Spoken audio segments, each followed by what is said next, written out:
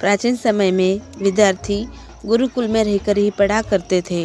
बच्चे को शिक्षा ग्रहण करने के लिए गुरुकुल में भेजा जाता था। बच्चे गुरुकुल में गुरु के सानिध्य में आश्रम की देखभाल किया करते थे और अध्ययन भी किया करते थे। वरदराज को भी सभी की तरह गुरुकुल भेजा दिया गया। वह आश्रम में अपने साथियों के साथ घुलने मिलने लगा, लेकिन वह पढ़ने में बहुत ही कमजोर था। गुरुजी की कोई भी बात उसके बहुत कम समझ में आती थी। इस कारण सभी के बीच वह उपहास का कारण बनता है। उसके सारे साथी अगली कक्षा में चले गए, लेकिन वो आगे नहीं बढ़ पाया। गुरुजी ने भी आखिर हार मानकर उसे बोला, बेटा वरदराज, मैंने सारे प्रयास करके देखे। अब यही उचित होगा कि तुम यहाँ अपना समय बर्बाद मत करो। अपने घर चले जाओ और घर वालों के काम में मदद करो। वरदराज ने भी सोचा कि शायद विद्या मेरी किस्मत में नहीं है और बाहरी मन से गुरुकुल से घर के लिए निकल गया। दोपहर का समय था। रास्ते में उसे प्यास लगने लगी। इधर उधर देखने पर उसने पाया कि थोड़ी दूर पर ही कुछ महिलाएं कुएं से पानी भर रही थी।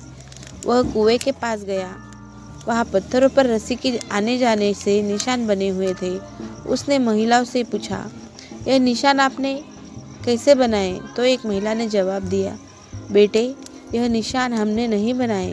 यह तो पानी खींचते समय इस कोमल रस्सी के बार बार आने जाने से ठोस पत्थर पर भी ऐसे निशान बन गए हैं।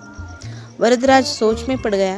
उसने विचार किया कि जब एक कोमल से रस्सी के बार बार आने जाने से एक ठोस पत्थर पर गहरे निशान बन सकते हैं, तो निरंतर अभ्यास से मैं विद्या ग्रहण क्यों नहीं कर सकता। वरदराज ढेर सारे उत्साह के साथ वापस गुरुकुल आया और अथक कड़ी मेहनत की। गुरुजी ने भी खुश होकर भरपूर सहयोग किया।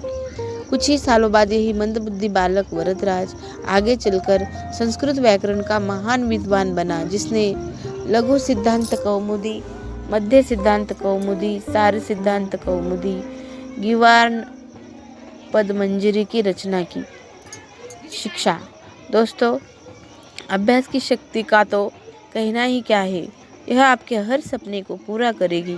अभ्यास बहुत ज़रूरी है, चाहे वो खेल में हो या पढ़ाई में या किसी और चीज़ में। बिना अभ्यास के आप सफल नहीं हो सकते हो। अगर आप बिना अभ्यास के केवल किस्मत के भरोसे बैठे रहोगे, तो आखिर में आपको पछतावे के सिवा और कुछ हाथ नहीं लगेगा। इसलिए अभ्यास के साथ धैर्य, परिश्रम और लगन रखकर आप अपनी मंजिल को पाने के लिए जुट जाएं। धन्यवाद।